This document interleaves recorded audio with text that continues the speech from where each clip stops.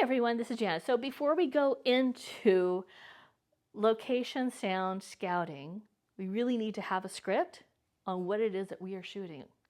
And last week, instead of recording, I worked on a script because I don't write and it takes me a long time to figure this out.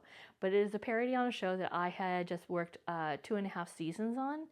And this show has been going on for 2.5 decades. Next season. This parody show is called IMIS, the International Ministry of Investigative Services. Oh, yes, like I said, doing a parody. Okay, let's go ahead and bring down. What is breaking down a script? Breaking down a script is open to everyone, whether if you're a sound mixer, boom operator, or sound utility. The best thing about this is that you could do this on any script. If you already know that the show has been existing for 2.5 decades, you already know what the characters are like and what are they going to sound like and stuff. Now, my theater teacher over at UVic, Bert Timmermans, he went ahead and he said he reads the script 3 times. The first time is to read for pleasure. The second time is to read what stands out. The third is what does the script call for. He also said, it takes a while for me to start because I need to find the voices for all the characters. But like I said, if you know the show for like 2.5 decades, you kind of already know what the characters are going to be sounding like. Let's go ahead and dive into the script. The International Ministry of Investigative Services. The characters listing for the scene. The leader is the International Orer of Charlotte McCoster. We have the second in command, Bonaparte Finn. The third is Kinsey Oscar, as well as the fourth is Rita Pico. The main owl is Fluffer, a horntail owl. We're already going to jump into scene 3 because, like I said, these are yellow pages. Interior, International Ministry of Investigative Service Office. The office area is full of magical typewriters typing their own reports that are coming in by owls and paper airplanes. The Orers are at their desks with piles of paper in their inboxes with each at their desk. The Orers are reading the reports coming in that are stacked on the desk. They feel swamped as more fluttering owls come through the Ministry of Magic airmail. The paper airplanes unfold in mid-air, adding to the inboxes of the Orers' desk. Orer Kinsey Oscar. Is this ever going to end? Lowers his head at like a teenager to study. Orer Rita Pico. I feel like I'm drowning in this paperwork. Or Bonaparte Finn. We could be slaving over computers as the screens are blazing into the eyes of the agents at the naval base near us. I'm sure it's not good for their well-being. At least we have magical typewriters typing everything for us. Or Charlotte McCoster apparates in mid-stride to get to her desk. She places a wand in her wand holder behind the desk. Her backpack, like everyone else's, on the side of her desk. Her IMIS jacket is placed on the back of the chair. Charlotte makes her rounds placing pastry boxes on each of the Orers' desks. Orers Charlotte McCoster. You guys gotta stop comparing to yourselves to those naval criminal agents on the other side of the city. Fluffer flies in and drops a note onto Orers Charlotte McCoster's desk. Charlotte goes back to her desk. She quickly opens and frowns. Orer Charlotte McCoster, grab your wands, grab your gear. An Orer was found dead at the Muggle Park. We've got a crime to solve. Each one holsters their wands in their IMIS jackets, grab their backpacks and apparate after another. Okay, so what do we know with this scene? So let's go ahead and start writing this down. Old school. When it comes to this, I basically start with writing SC for scenes. This is scene 3. I write INT for interior and then say IMIS office. Now I don't have to write down the owls fluttering because that's CGI. We don't have to write down what is the sound of the paper airplanes flying in because that is CGI and post sound. So I don't have to write down those complicated sounds. Now this flooring I do know has carpet, which is great. And the typewriters have been built by props so that it looks like it's typing and typing fast in different speeds, but it doesn't have a sound because they have worked on this show for such a long time. They already know how to try to silence as much as possible. Now, because the papers are stacked on the desk, we can actually hide mics behind the papers, depending on the camera angles. Now, we do have 3 cameras, so you have to be really careful when you do planted mics in the paperwork, because you also have their lavs as well. Okay, so I also go ahead and write down how many characters do we have. We have Charlotte McMaster, and I'll write A, is it C, H, M, C. Okay, we have Or Bonaparte Finn, BF. We have Or Kinsey Oscar, KO. We have Aretha Pico, AAP. And yep, that's it. Fluffer, I don't think we really need to label, but we'll just go ahead and say F for Fluffer. Okay, so what we do know is that these actors have to speak up, because if they don't, we're not going to hear them and it's not going to go over the sound effects. But these actors already know what they're supposed to do, and they won't be talking in whisper tone, which would drive us insane. So that's why we go ahead and we make sure that everything is set, all set, ready to go, and where the mic's placed so that they can be heard but not seen. We also know that this scene of the International Ministry of Investigative Services, this is in studio, so that is more of a control sounds, except for when we turn on the air conditioner. If you don't have to turn on the air conditioner, heat and stuff, and make sure that all of the crew is silent, which they're really good at doing. And so, because I mean, this has been going on for 2.5 decades, so they already know what is up. And it's just so established, like everybody loves this show. What we need to do is we need to contact the wardrobe to find out what are they wearing. I already sent them a message. Let's see, what did they say in their email? In their email, they said that Charlotte McMaster will be wearing a turtleneck blazer. Second in command, he's wearing a leather jacket with a polo shirt. Excellent. The third is going to be Kinsey Oscar. It's in a windbreaker t-shirt with jeans. The windbreaker is going to cause us a problem. Fourth is Aretha Pico. She is wearing a scoop neck and a blazer with fitted jeans. Okay, so we already know what we're going to be running into. Problem with it is going to be with the windbreaker that is with jeans. Just because windbreakers, they're just really quite noisy, and we want to be able to control that as much as possible. However, we're not going to be covering that this time, because what we are just doing, how to break down a script, wiring people, is going to be much later, when we also go through the history of wardrobe as well, in comparison to a 2.5 decade show. Let's continue on to the next scene. In my notes, when I go ahead and do this, I go ahead and I will write down what the wardrobe just gives me, so I could go ahead and make notes in my breaking down of a script, so then I know what it is that I need to run into, and what it is that I need to either talk to the sound mixer or the boom up or my alternating sound utility to be able to say, okay, have you worked with this before? And then what is your solutions if you do not have one? And always run it by the sound mixer, because they usually like to have their hands in the mix. What? All right, so let us go to our next scene, which is scene 5, the death in the park. So it's scene 5, exterior, park near the playground. Medi-Wizard Adorn Anisi is over the body, examining every detail, resorting to the quill, taking notes on a pad in the air. Or Aretha Pico throws down gold dust and activate the tracking spell. It then uses Aparea Vigrum spell for seeing what is there with Kiko Oscar to see what movements have happened. Aurora Charlotte McMaster. So what do we got? Aurora Bonaparte Finn, an Aurora named Ashen Mid in their mid-60s with arrows in their back, was on an assignment in Bulgaria. The co-workers were surprised that they have received his Lex Fox Patronus at their office. If you're not a Harry Potter fan, it basically means when you die, you send this out to say, hey, you need to be warned. Just in case, if you're not a Harry Potter fan. Or Charlotte McMaster. This is a long way from his assignment. Was the arrow-throwing spell cause of his death? Medi-Wizard Adornisi lifts his wand from the body and pink colors come gleaming out. Medi-Wizard Adornisi. He's been dead for 2 hours. Obviously, the look of these arrows seemed to be the cause of his death. But let me pull out the last pensive out of his brain, and the tear was not showing any clues of his death, and why was he here?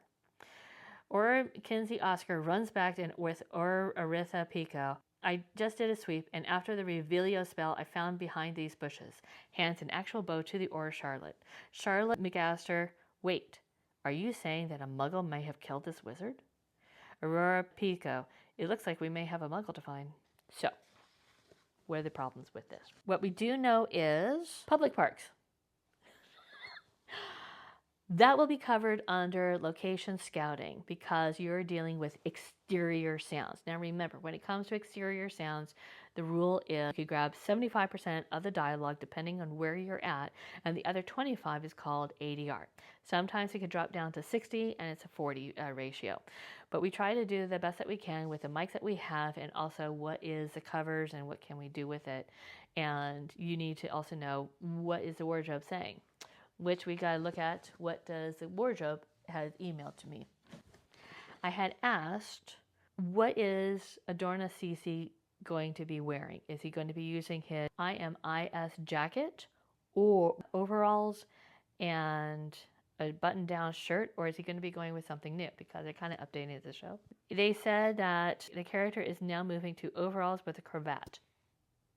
I've never dealt with a cravat before, so that's going to be interesting. I'm going to have to talk to the alternating sound utility to see if she knows if she's ever worked with a cravat before, because that's not a tie, that's something completely different. What are the characters going to be wearing? The Aurors are going to be wearing their investigative safari jackets with their names above their pockets. Their wands are going to be in their hands performing their spells and adding to the investigation. Okay, great. They're going to be pulling their wands from the right side of their pockets, so we need to make sure that that is all clear and make sure that the mic line is never going to be across on that side. But again, we're going to cover that over how to mic people and history of wardrobe as well. How do we write this down? Okay, we have SC5. Okay, we have exterior EX park. We write down the characters. We have Or Charlotte McAster. We have Or Bonaparte Finn, Or Kinsey Oscar. We have Or Aretha, and then Pico. And now we have a new one of Medi Wizard, IZ, because you don't want to mix it with a Medi Witch, Adorn Nissy. We also want to write down what it is that wardrobe had just given us. The overalls, cravat. We have the IMIS jackets. Do not place wire on right side. That's basically it. So that's what it comes down to, breaking down the script. Where are we at? What's the scene number? Where are we at? Who's in there? What are the problem wardrobe-wise? And for a park, we're going to be going over that under location sound. We are now on scene 7. Scene 7 is interior potions lab. Medi-Witch Marple Rabin is testing out arrow parts in 5 sections, 5 bottles above 5 Bunsen burners. 5 shafts are in 5 bottles, 5 arrowheads are in another set, 5 crests are in another set, 5 fetchings in their sets, and lastly 5 knocks in at the end of the table. You know, this is starting to sound like those might be parts of an arrow. That's great. Medi-Witch Marvel Rabin moves to several open books using their wands to pull out another book and flip to a page, while Or Bonaparte Finn apparates in with more bagged evidence in a box. Or Bonaparte Finn, believe this is the rest of the evidence from the park, Marple. How's it looking? Medi-Witch Marple Rabin, not so good. This muggle is really good at covering their steps. Not one hair, not one DNA strands, no impressions into the feathers. I can't even lift a fingerprint from the knock. Did you know that the first arrow was invented as far back as 17,000 to 16,000 years ago in South Africa? Bonaparte Finn. And did you know that it was Appleby Earwaker who invented the arrow shooting spell from his wand in the 12th century? Medi-Witch Marple Rabin. Back to these arrows. They're very uniquely made, not commonly made. It seems to be more on the old school of the 70s. Look how these feathers are fletching. I'm hoping to dilute the fletching will pop up to where these feathers were made to give it more of a scoop of where the area we should be looking at. Fluffer comes in and drops a letter and goes to the purse as soon as one of the bottles of the Nox turns purple. Medi Witch Marple Rabin. Well, that's surprising. Bonaparte Finn. Oh? I think the magical person used a muggle bow and arrow to disguise themselves to this murder. Or Bonaparte Finn. Well, that will open our scope of suspects. What are the problems that we're going to be running into this? I'm going to go ahead and flip. All right, so let's go ahead and label. It's SC7. We know it's interior, so we're back at the studio. It's a potions lab. And who are the characters that we have? We have Medi Witch, W-I-T, Maple Raven. We have Or Bonaparte Finn. Okay. Because we have those characters, I am going to have to look at my email to find out what is the Medi Witch going to be wearing. So she says, Medi Witch Marple is in a doctor's lab coat wearing a sweater underneath it. So we actually do know how to mic that. It's really simple. Because of the medical coat, the sweater takes it up. But again, we go cross-eyed when it comes to miking people and history of clothing. And we already know that Bonaparte Finn is still in the same wardrobe because they haven't changed the scene completely. It is still, they just came back from there, from the park. I know that the issues that we're going to be running into on this set is Bunsen burners. On a film called Tribes of Palos Verdes, we had fire that was fake, that needed to be constantly burning, and what I could hear was the sound of the gas happening through. If you actually go over to Scorsese's film, Hugo, you can actually also hear the steam that's happening as well because it's constant. So we are going to need to have room tone. Sound mixers are going to go ahead and grab that, but I still like writing it just in case. For my own notes, whether if I'm a sound mixer or I'm the boom operator or just sound utility, it is just something so that I know what is going on. Bunsen burners. Oh, we just got a text message from the sound utility. I have mic'd a cravat. It sucks. Excellent. So I will put that as a notation back on the other one. Cravat issues, work out with boom up and sound mixer. So I'm going to go ahead and pass that message over to them and say, okay, the other utility has worked on this before with a cravat, and she says it sucks. So we're going to have to figure out why and how can we make this work. This is what we can do for that. I guess it's time to go to the scene. Okay, we are now in scene 10, and it's interior, still on stage, yay, and it's the coroner's room. That's what the description says. A dim lit room, but there is a metal slab have a covered body of a dead order. Medi Wizard Adoranisi is vocally telling his quill notes as it feverishly writes everything down while he uses his wand to sew up the body after the autopsy. The door opens and Charlotte McAster walks in. Medi Wizard Adoranisi. Good timing, McAster. Could you grab that vial on my desk? I need to pour the pensy into the stone basin. Now we can both see what the last memory of the Orr Ashton Mead before he was shot from behind. Let me just finish this last stitch. Did you know that it was a Muggle who did the first real sections for study of a disease that were carried about 300 BC by Alexandrian physicians? However, periodically practiced until the 16th century due to cultural taboos. Medi Wizard Adorn notes the silence from McAster and looks up and then smiles. Dorn McAster stands with the vial unmoved. Or McAster, find anything interesting from the deceased? Medi Wizard Adoranisi. Yes. The arm shows a recent tattoo that might be related to the case that he was working on in Bulgaria. But I'm hitting dead ends with the usual suspects. I sent the image over to Medi Witch Maple Rabin to see if any of her books has the image. Worst case scenario, we'll contact the Office of Orrs through the magical communication book to get some answers. I know, it's not really what you want to hear. Or McAster, just keep me posted on the case. Or McAster starts to walk through the doors and apparates. Medi Wizard Adoranisi. You didn't have to write that down. Strike everything that I said after McAster came in. The quill perks up as if to throw a fit and feverishly scratches lines out from the parchment. This is definitely a better scene. Let's go ahead and break down the scene. We call it SC10. We have 2 characters, which is great. We have Medi, Wizard, WZ, Adorn, Nissi, N. And then we have Or McAster.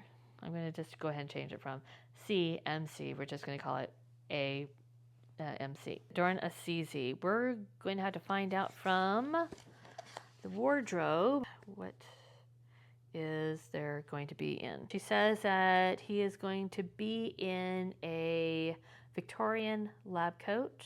It might be open or it might be closed. Okay. I've seen those, and those are quite a pain.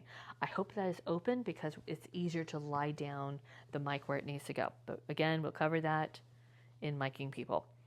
Or McAster will be the same placement as the first scene because it is the same wardrobe that we just saw in scene 3. So that makes life easy. So we're in the interior, that's on stage.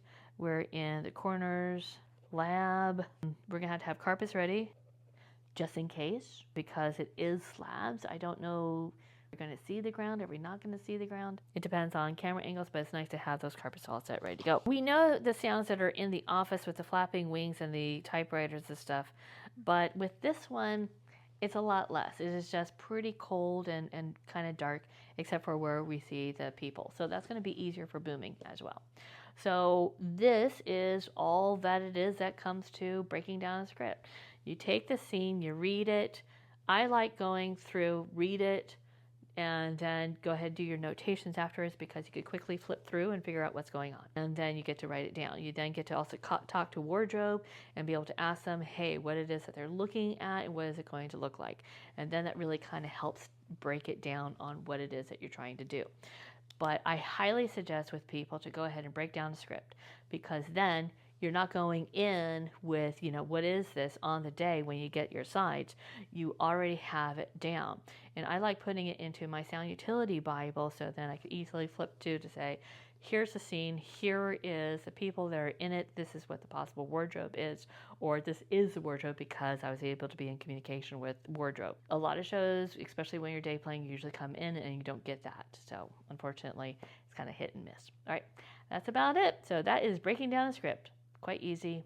Next time is going to be location sound scouting and the different areas that I have filmed in and what are the sounds, what are the problem areas. The funny part is it's not going to have a mic on me. You're going to hear the environment from the phone. Talk to you later.